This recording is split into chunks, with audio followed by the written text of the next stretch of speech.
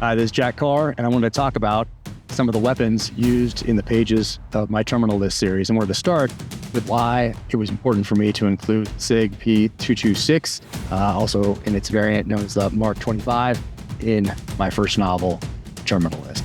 And that is because I used this particular pistol right here on every deployment.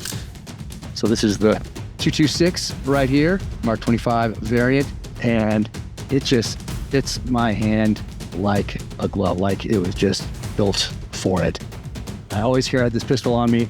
If I had to put down my long gun to go into a meeting or go somewhere where I wasn't supposed to be armed downrange in Iraq or Afghanistan or a couple other places around the world, then I always had SIG in a holster, concealed right there.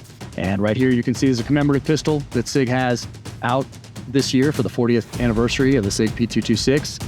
And this one right here is a number of edition that we did for the terminal list.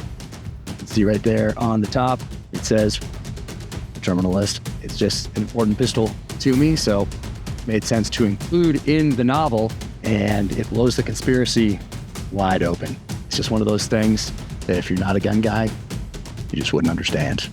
And in the TV show, you can see Chris Pratt and Taylor Kitsch starring as James Reese and Ben Edwards talking about this on the boat in episode 1, where the SIG P226 plays a major role. I don't buy it, man. No way. Boozer offs himself with this SIG. No way. Something you had to know about Boozer to understand. He would never have shot himself with a 9mm.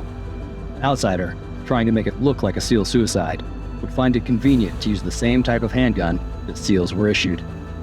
What they couldn't know was that Boozer was a real gun guy who'd grown up shooting competitively before he ever even thought about joining the Navy to become a frogman. Boozer had a love affair with custom 1911s chambered in .45 ACP, which most people just would not understand. Boozer hated the 9mm, and even though he had a SIG P226 in his collection to commemorate the pistol all SEALs had carried into combat since 9/11, his disdain for the smaller round was part of his identity. And that right there blows the conspiracy wide open in the terminal list.